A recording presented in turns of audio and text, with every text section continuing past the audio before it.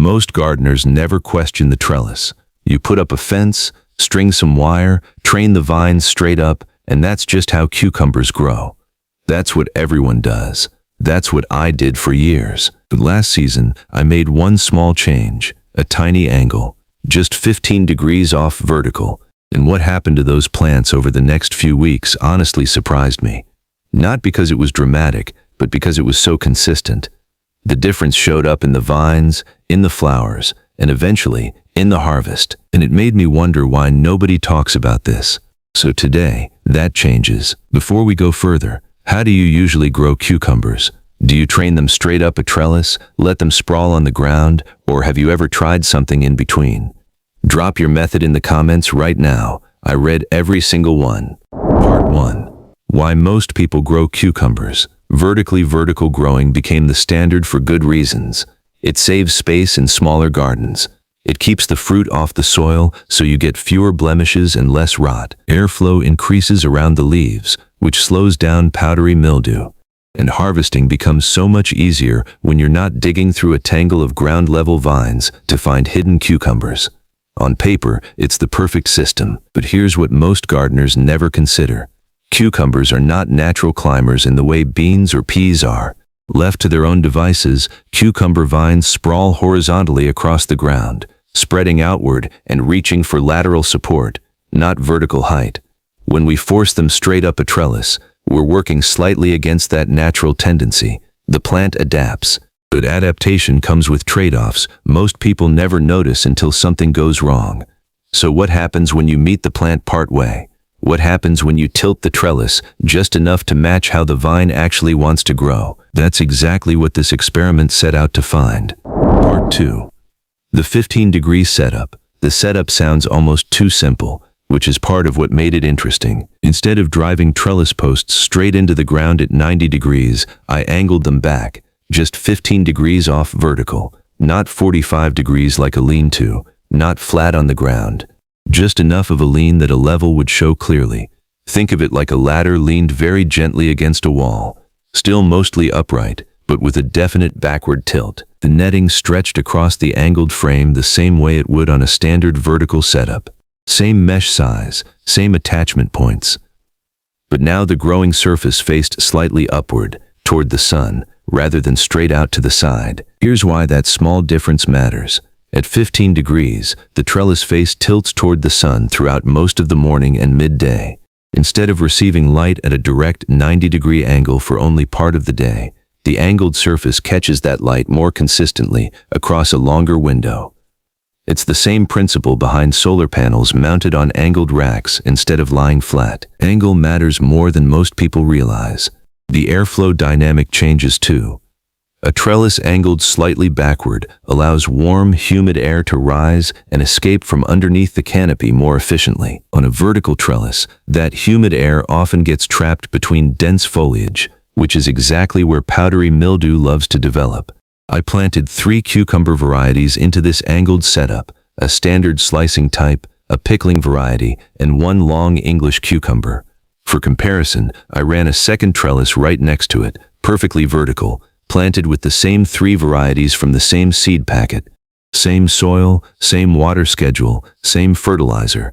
The only variable was the angle. Both setups went into the ground on the same morning, and then came the wait. Part 3. Early vine growth. The first 2 weeks looked almost identical between the 2 trellises. Germination rates were the same. Early leaf development was the same.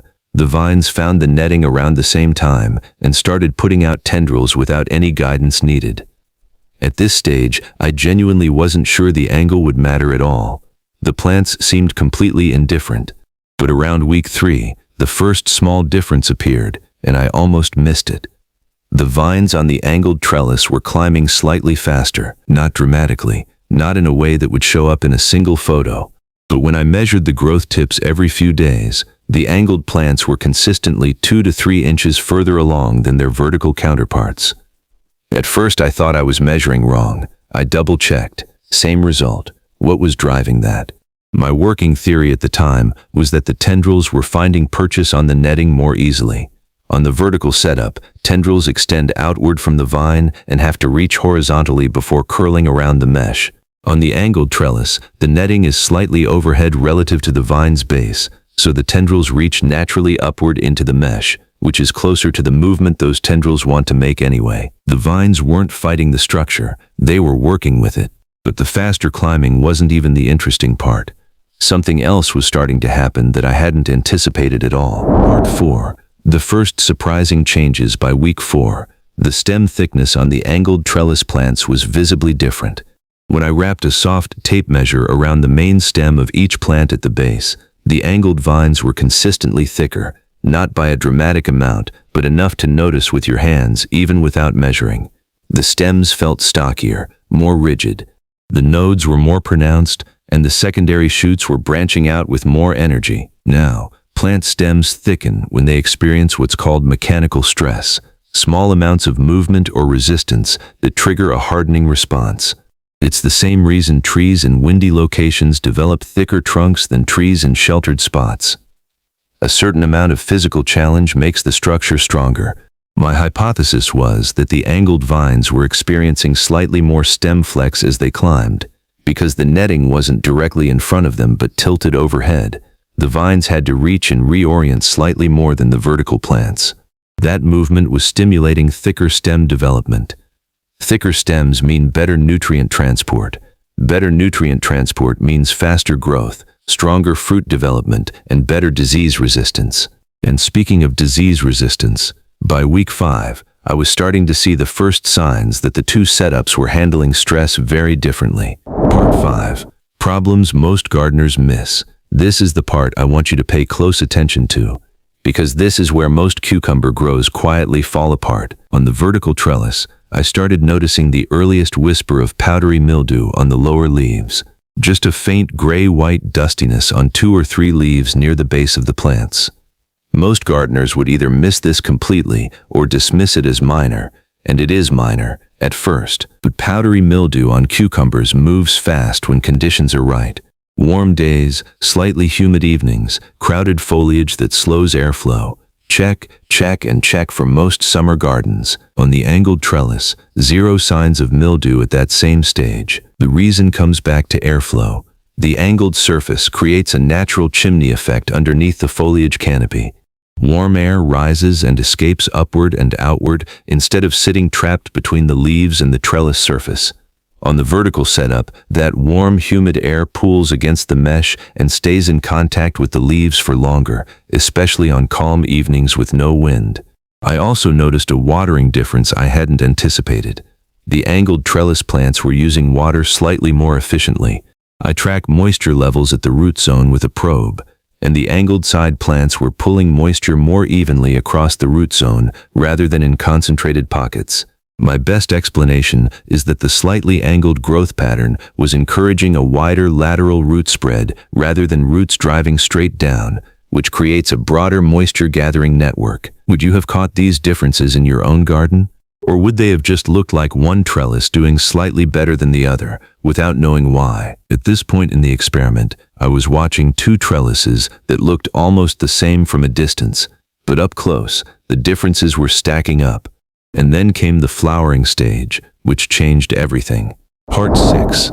Flowering and pollination. At this point, the cucumbers growing at 15 degrees started behaving very differently. And honestly, I didn't expect the vines to respond like this. Flowering started about 3 days earlier on the angled trellis. 3 days doesn't sound like much, but in a cucumber's life cycle, early flowering translates directly into longer fruit development windows and more total harvests before the season ends. Every day matters, but flower quantity was the bigger story. By the end of the first flowering flush, the angled trellis plants had produced significantly more lateral shoots, and lateral shoots are where most cucumber varieties produce their female flowers. On the vertical trellis, the vines were putting more energy into upward main stem extension.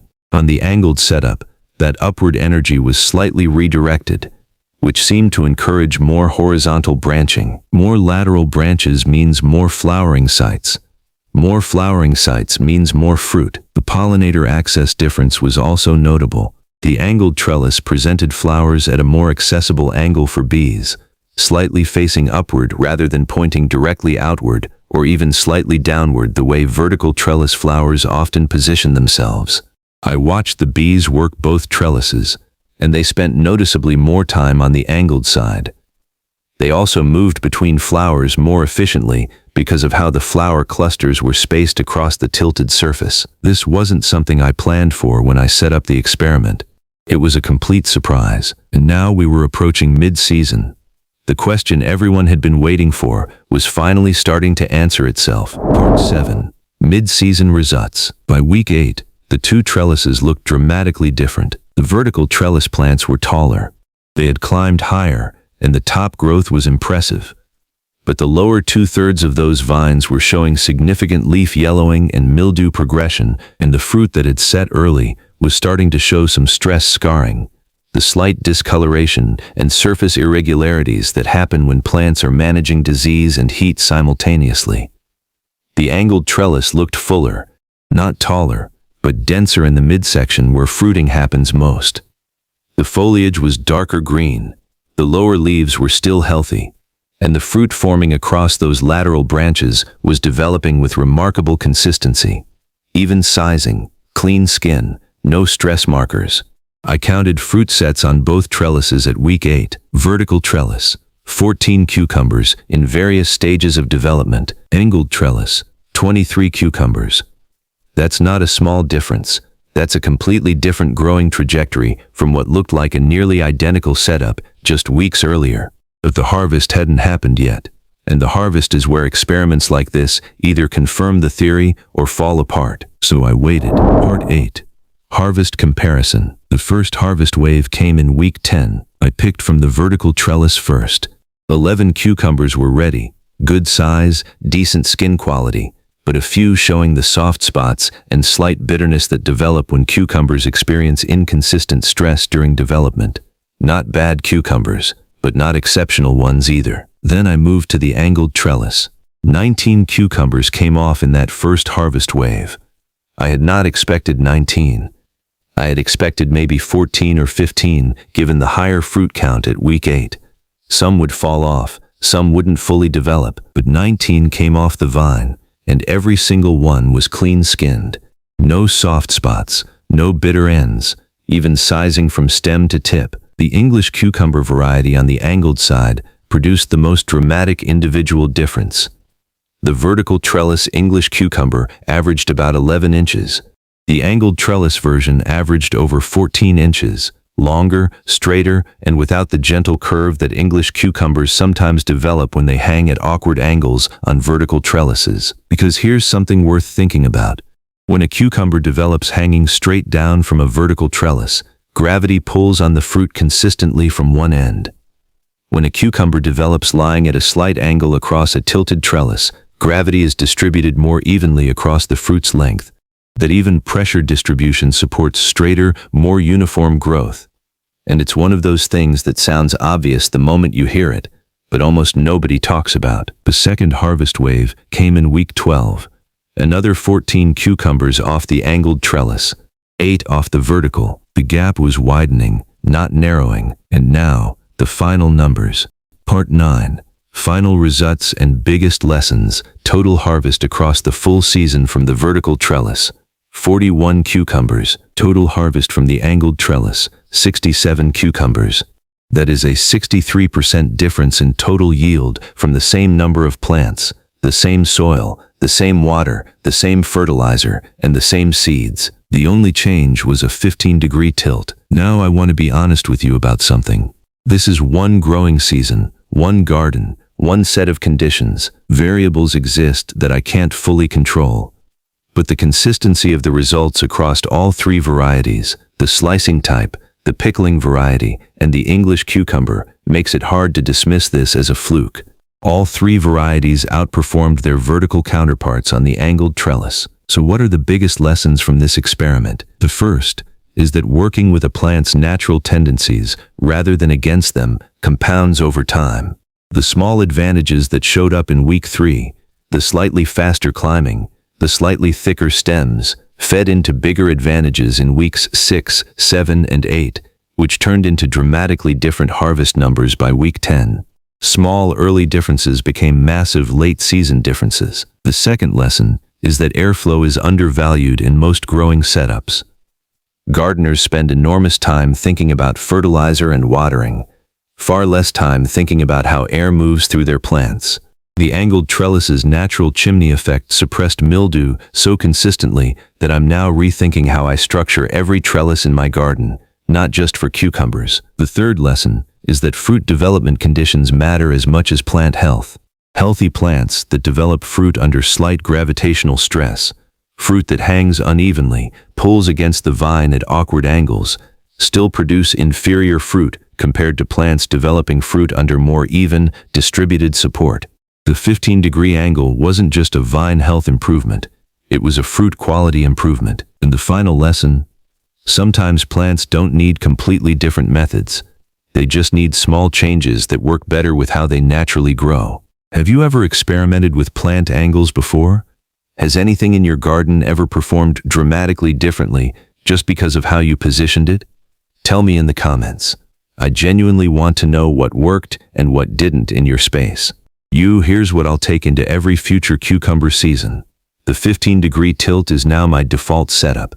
Not because it's complicated or dramatic or requires special equipment. A slight backward angle on your trellis posts costs nothing and takes about 10 extra seconds of setup. But because the results were that consistent, 67 cucumbers versus 41. Cleaner fruit, less mildew, earlier flowering, more pollinators, better water distribution. All from one small angle. The biggest discovery wasn't even the yield number. It was realizing that the way I had always thought about cucumber trellises, vertical equals optimal, was based on convenience, not on what the plant actually prefers. Once I stopped thinking about what was easiest to build and started thinking about what the vine wanted to do, the answer became obvious. The easiest improvement anyone can make right now, before you drive your next trellis post, tilt it back 15 degrees. That's it. That's the whole change. See what happens. And to answer the question you've probably been sitting with since the beginning, yes, I would absolutely do this again. Already planning it for this season with a different set of varieties to see whether the results hold across the board. Sometimes the smallest gardening changes create the biggest differences, and this simple angle completely changed how these cucumbers grew. Would you try the 15-degree cucumber method? Drop your answer below. And while you're down there, let me know what your biggest cucumber growing challenge has been. I want to build on this experiment based on what real gardeners are actually struggling with. If this video changed the way you think about trellising, hit that like button. It helps more gardeners find this experiment. Subscribe if you haven't already, because this season we're running more of these side-by-side tests across multiple crops.